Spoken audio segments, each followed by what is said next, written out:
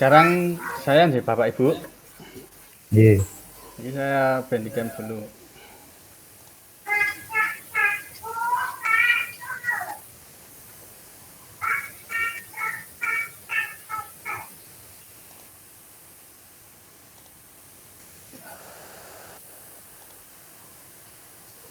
Baik, Bismillahirrahmanirrahim. Assalamualaikum warahmatullahi wabarakatuh. Waalaikumsalam warahmatullahi wabarakatuh. Sebelumnya selamat sore Bapak Ibu. Di sini nanti saya akan mempresentasikan materi tentang di penugasan di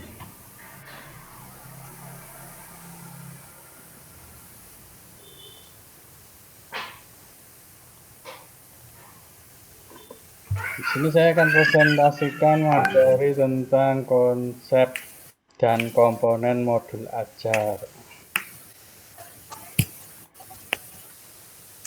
Sebelumnya kita buka dulu presentasi pada sore hari ini dengan membaca bacaan basmalah bersama-sama. Mari kita buka presentasi pada sore hari ini dengan membaca basmalah bersama-sama. Bismillahirrahmanirrahim. Bismillahirrahmanirrahim. Untuk merefresh pikiran kita, ya. Karena ini sore ya, pasti ada yang sudah capek. Pak Ibu juga banyak urusan sebelumnya ini tadi. Saya akan adakan ice break sebentar ya. Nanti konsepnya Bapak Ibu tepuk tangan. Tepuk tangan. Kalau pagi, kalau dengar ucapan selamat pagi, sekali tepuk. Kalau selamat siang, 2 kali tepuk. Kalau selamat sore, 3 kali tepuk. Kalau malam, setengah, tidak tepuk. Setengahnya. Baik, kita tes ya Bu, biar proses kembali pikirannya. Siap? Selamat siang. Selamat malam. Selamat pagi. Selamat sore. Alhamdulillah, berarti ini masih fresh ya Bu, masih seger ya untuk mengikuti kegiatan presentasi pada sore hari ini. Alhamdulillah. Nah, baik Bapak Ibu, saya akan mulai presentasinya. Ini saya akan izin share screen ya. Yes, monggo.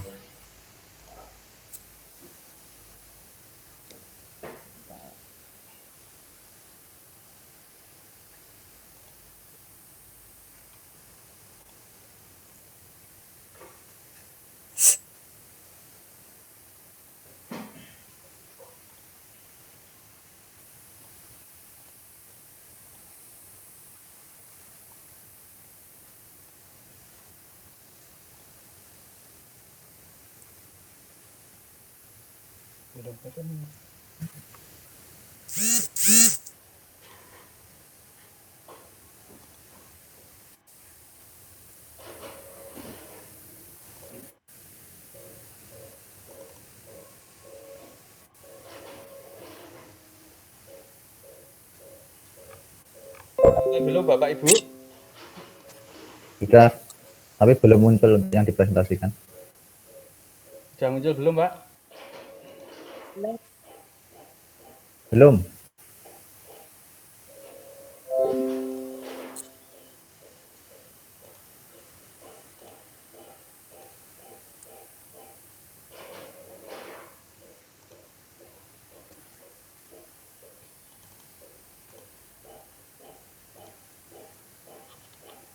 Tampilan layarnya sudah muncul? Sudah muncul. Yang dipresentasikan yang belum. Pripun, sampun? Belum. Modulnya belum muncul modulnya. Materinya belum muncul.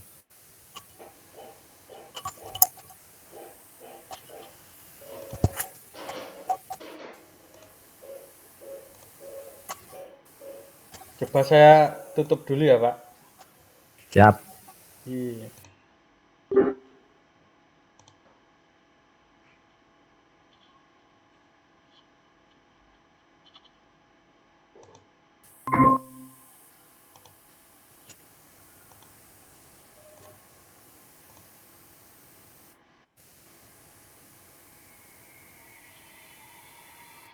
Belum muncul ya.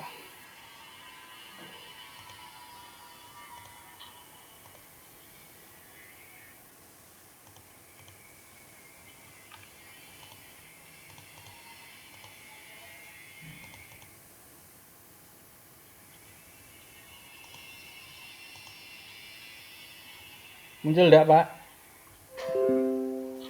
Dereng. Wah, Jenengan materi anu ya. mohon, Pak. Gimana? Materinya dibuka, kemudian nanti klik yang a window. Oh, window. Nggih. Present itu, present no itu kan. Nanti pilihnya yang a window. Yang di Yang di present no, yang di Google Meet. Pilihannya. jendela. Enggak ada tulisannya. Pilihannya enggak ada. Materinya dibuka, sudah. Sudah saya buka. Terus ampun di minimize. Jenengan klik Google jenengan. Google Chrome atau Google apa yang buat buka Google Meet itu? Yeah. Google Chrome sudah. Yeah. Terus pilih Google Meet jenengan, masuk ke Google Meet. Sudah. Kemudian Nah, present.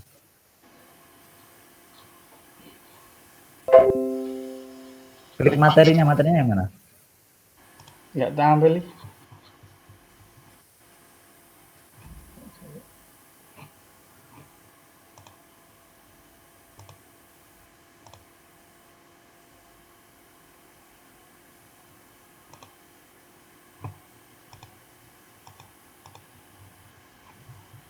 Sudah.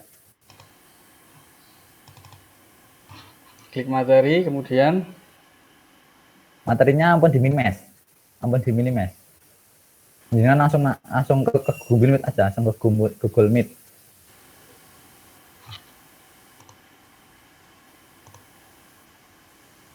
Bon, di Google Meet. Present no. pun ini kelihatan. On. Alhamdulillah.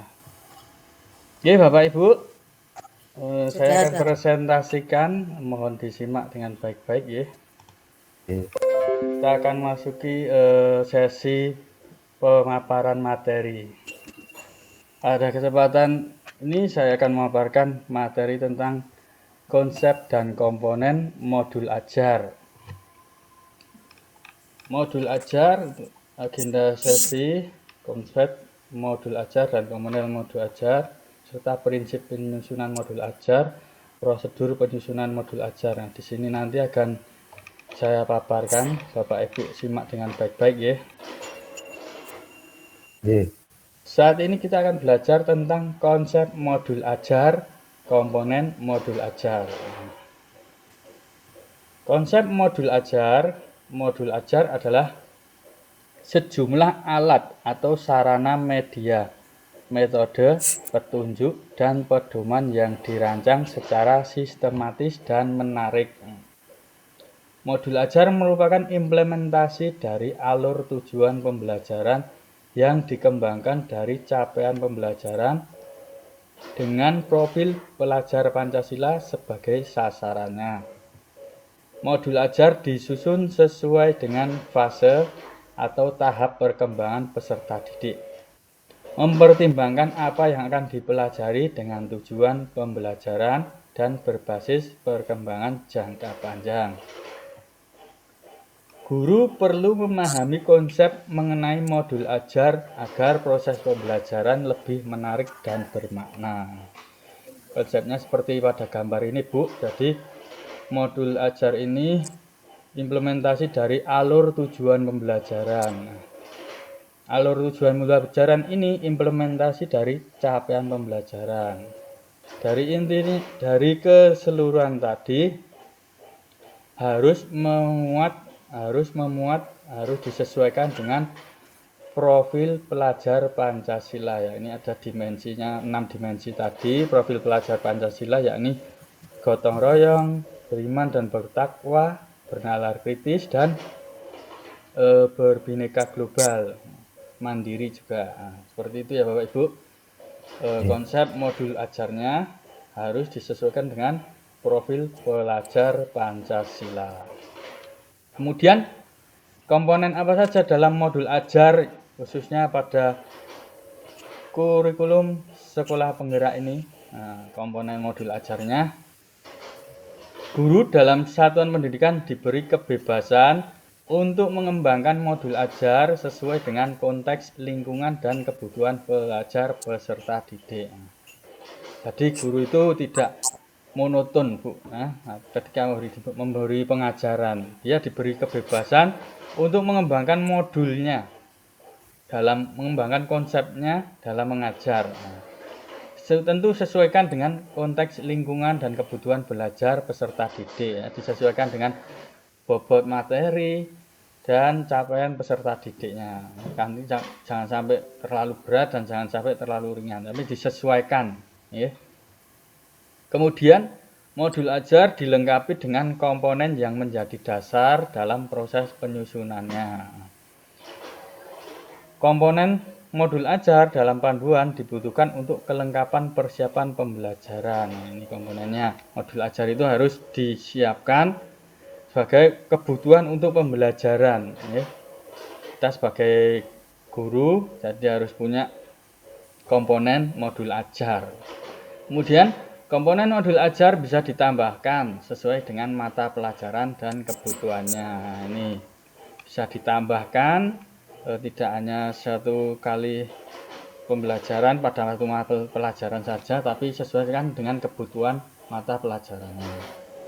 Komponen yang ada pada modul ajar ini, Bu, Bapak, bisa dilihat gambarannya. Ada tentang informasi umum.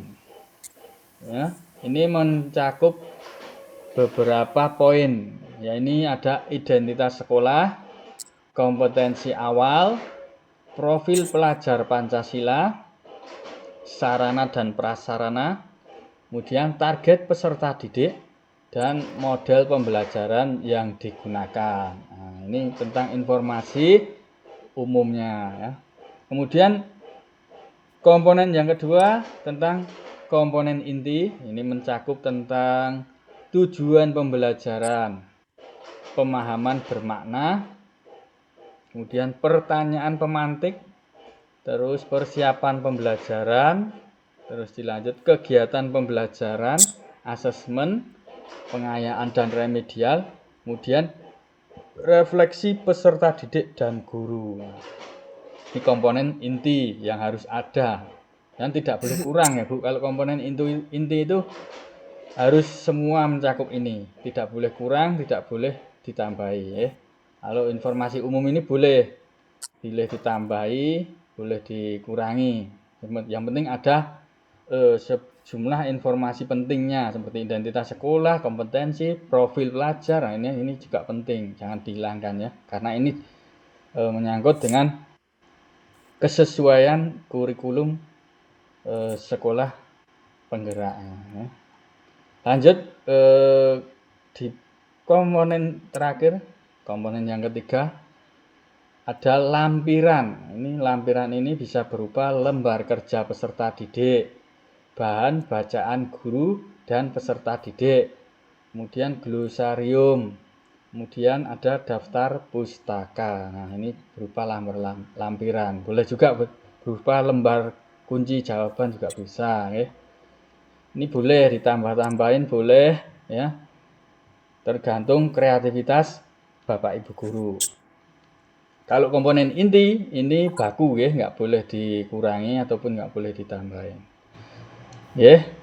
Kemudian lanjut kita ke pendalaman tentang komponen modul ajarnya. Mari kita mempelajari komponen-komponen dari modul ajarnya. Nah, kita akan masuk ke komponen informasi umum, yakni tentang identitas. Tentang identitas. Informasi tentang modul ajar yang dikembangkan terdiri dari nama penyusun, institusi, dan tahun disusunnya. Atau ini modul ajar. Kemudian identitas jenjang sekolah, di tempat Bapak Ibu mengajar, di SD atau di SMP maupun SMA. Kemudian tingkatan, harus ada ini modul ajar kelas berapa, misalnya ini kelas 2, kelas 3, atau SMP kelas berapa, ini harus jelas identitasnya. Kemudian alokasi waktu, penentuan alokasi waktu yang digunakan adalah alokasi waktu sesuai dengan jam pelajaran yang berlaku di unit kerja masing-masing. Kalau Bapak Ibu pengajar olahraga ya alokasi waktu biasanya dibatasi ya, seminggu cuma dapat 4 jam pelajaran atau bahkan yang limit itu hanya 2 jam pelajaran kalau sekolahnya terbatas ya. Kemudian komponen modul ajar yang masih informasi umum, yaitu tentang kompetensi awal. Kompetensi awal adalah pengetahuan dan atau keterampilan yang perlu dimiliki siswa sebelum mempelajari topik tertentu. Kompetensi awal merupakan ukuran seberapa dalam modul ajar dirancang.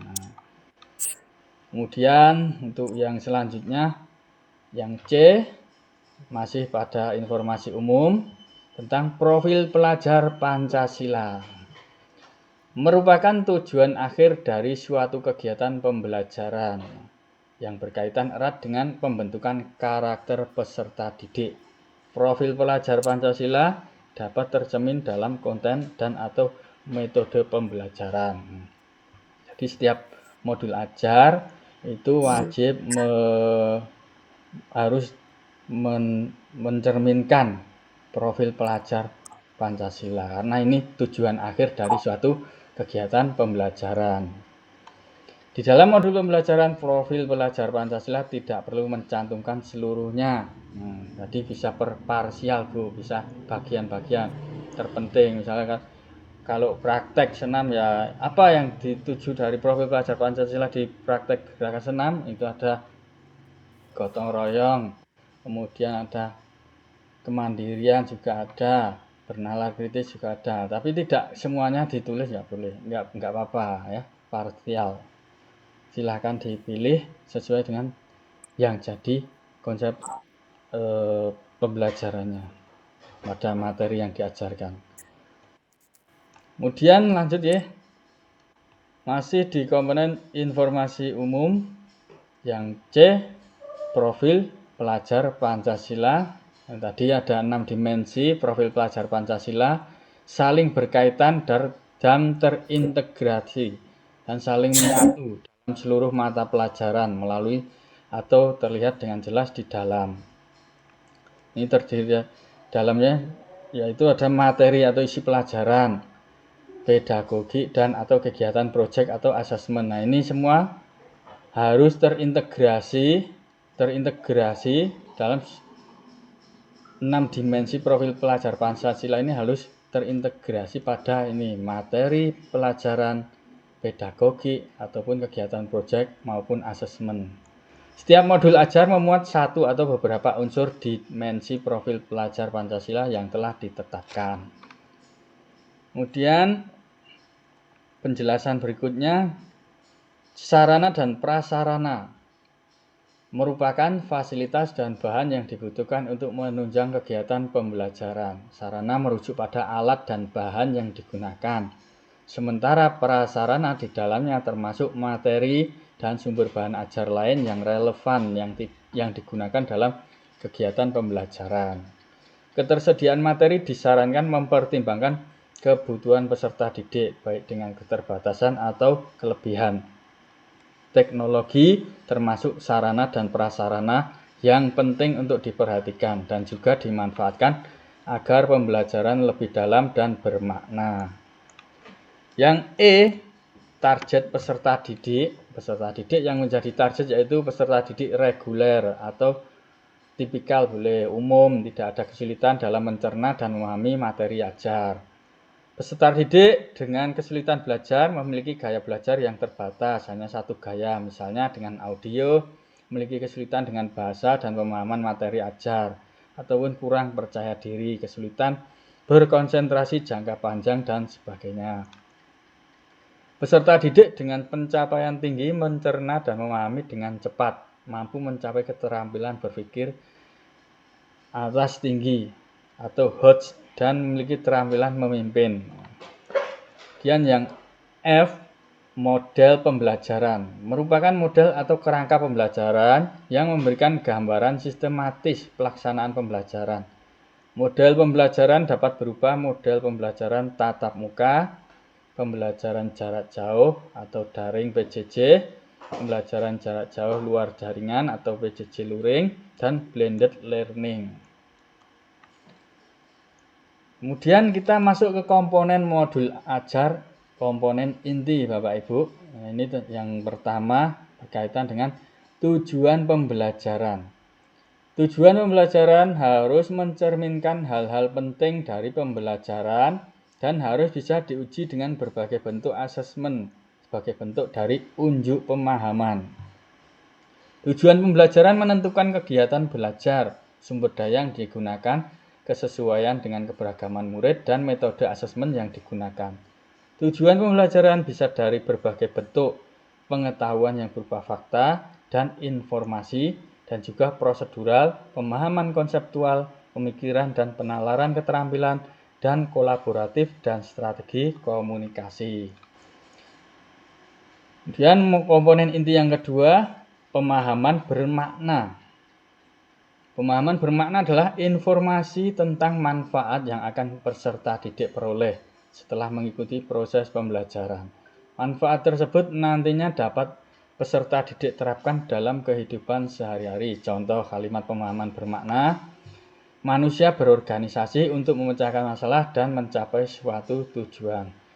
Makhluk hidup beradaptasi dengan perubahan habitat. Lanjut ke komponen inti yang C, pertanyaan pemantik. Pertanyaan pemantik dibuat oleh guru untuk menumbuhkan rasa ingin tahu dan kemampuan berpikir kritis dalam diri peserta didik. Pertanyaan pemantik memandu siswa untuk memperoleh pemahaman bermakna sesuai dengan tujuan pembelajaran. Contohnya, apa yang membuat sebuah cerpen menarik untuk dibaca? Contoh pertanyaan pemantiknya. Jika kamu diminta untuk membuat akhir cerita yang berbeda, apa yang akan kamu usulkan? Nah, ini contoh kalimat-kalimat pertanyaan pemantik ya Bapak Ibu. Lanjut di komponen inti terkait kegiatan pembelajaran yang D. Urutan kegiatan pembelajaran inti dalam bentuk langkah-langkah kegiatan pembelajaran yang dituangkan secara konkret, disertakan opsi pembelajaran alternatif dan langkah untuk menyesuaikan dengan kebutuhan belajar siswa. Langkah kegiatan pembelajaran ditulis secara berurutan sesuai dengan durasi waktu yang direncanakan, meliputi 3 tahap, yakni pendahuluan, inti, dan penutup berbasis metode pembelajaran aktif. Kemudian komponen inti selanjutnya yakni komponen asesmen. Asesmen digunakan untuk mengukur capaian pembelajaran di akhir kegiatan. Kriteria pencapaian harus ditentukan dengan jelas sesuai dengan tujuan pembelajaran yang ditetapkan. Jenis asesmen. Asesmen sebelum pembelajaran bisa dilakukan dengan asesmen diagnostik. Asesmen selama proses pembelajaran dilakukan dengan asesmen formatif. Di asesmen pada akhir proses pembelajaran bisa dilakukan dengan asesmen sumatif. Bentuk asesmen yang bisa dilakukan Bapak Ibu, misal sikap. Profil pelajar Pancasila dapat berupa observasi, penilaian diri, penilaian teman sebaya, dan anekdotal. Bisa juga dengan performa, nah, ini presentasi, drama, pameran hasil karya, jurnal, dan sebagainya. Bisa juga dengan tertulis, tes objektif. Bisa dengan soal-soal esai, pilihan ganda, isian jawaban singkat benar atau salah. Kemudian yang F, komponen inti yang F tentang pengayaan dan remedial. Pengayaan adalah kegiatan pembelajaran yang diberikan pada peserta didik dengan capaian tinggi agar mereka dapat mengembangkan potensinya secara optimal. Remedial diberikan kepada peserta didik yang membutuhkan bimbingan untuk memahami materi atau pembelajaran mengulang. Saat merancang kegiatan pengayaan perlu diperhatikan mengenai diferensiasi, contohnya lembar belajar atau kegiatan yang berbeda dengan kelas. Kemudian komponen modul ajar selanjutnya, yakni komponen lampiran, tadi berisi tentang lembar kerja peserta didik, bahan bacaan guru dan peserta didik, ada glosarium, yaitu kumpulan istilah-istilah baru. Glosarium itu kumpulan istilah-istilah baru yang ada di materi pelajaran. Glosarium merupakan kumpulan istilah-istilah dalam suatu bidang secara alfabetikal yang dilengkapi dengan definisi dan artinya. Ini cuma untuk menambah wawasan umum. Nanti dilampirkan ketika ada istilah atau kata-kata kosakata baru, di dalam proses materi pembelajaran itu ditampilkan di glosarium istilah-istilah baru itu dan diberi penjelasannya. Kemudian yang terakhir ada daftar pustaka. Daftar pustaka ini sumber-sumber referensi yang digunakan dalam pengembangan modul ajar. Ketika Bapak Ibu menyampaikan pembelajaran itu harus ada pertanggungjawaban sumber referensinya. Misalkan dalam materi gerak menurut prof ini, menurut orang ini, itu harus mencatatkan di daftar pustaka itu sumber referensinya dicatatkan agar apa? Agar materi yang disampaikan itu bisa dipertanggungjawabkan, referensinya itu bisa dipertanggungjawabkan. Jadi referensi yang dimaksud adalah semua sumber belajar, baik buku siswa, buku referensi guru, majalah, koran, situs internet, lingkungan sekitar, narasumber, semua itu wajib dicantumkan di daftar pustaka agar bisa dipertanggungjawabkan. Seperti itu ya Bapak Ibu.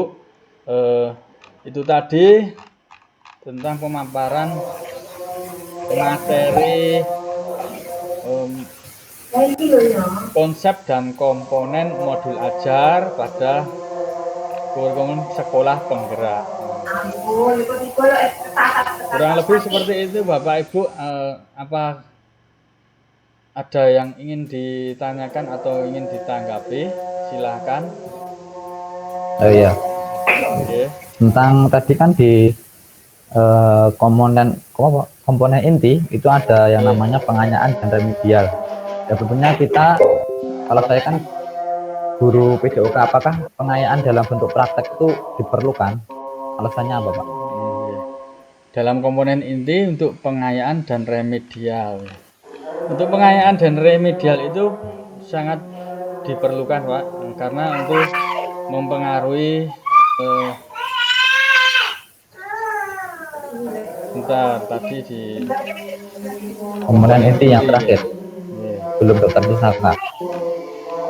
Nah ini, pengayaan adalah kegiatan pembelajaran yang diberikan pada peserta didik dengan capaian tinggi agar mereka dapat mengembangkan potensinya secara optimal. Jadi pengayaan itu ketika kita mengasihkan suatu pembelajaran itu harus diberikan Pak, agar apa? Agar peserta itu dapat mendapatkan capaian tinggi dalam mengembangkan potensinya, agar siswa itu mengalami perkembangan potensi. Adapun juga diberikan remedial. Setelah pengayaan kan siswa paham, yang tidak bisa memahami, itu dikasih remedial. Tujuannya apa? Untuk memahami materi atau pembelajaran mengulang saat merancang kegiatan pengayaan. Perlu diperhatikan mengenai diferensiasi lembar belajarnya, kegiatan yang berbeda dengan kelas. Jadi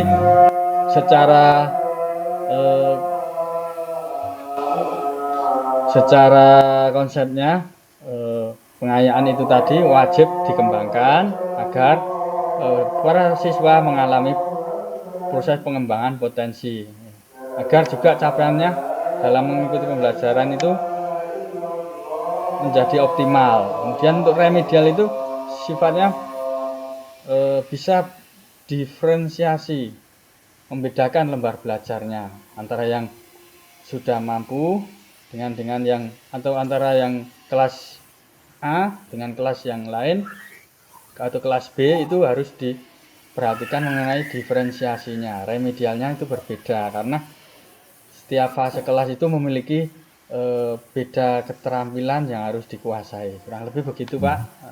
Ya, terima kasih Pak Afif atas jawabannya. Iya. Untuk Bu Suprapti mungkin ada yang ditanyakan? Enggak. Enggak.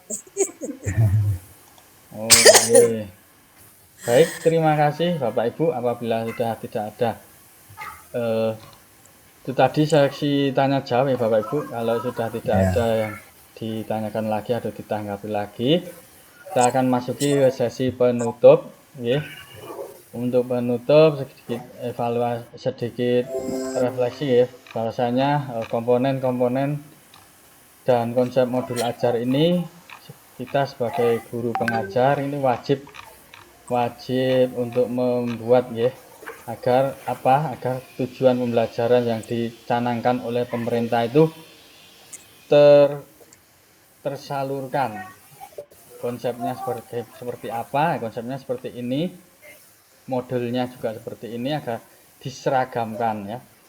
Yang membedakan adalah tentang kekasan ya, kekasan tentang ciri visi misinya di sekolah masing-masing. Tapi kalau untuk tujuan pembelajarannya, insya Allah untuk diseragamkan. Seperti ini konsep, komponen dan modul ajarnya. Ya.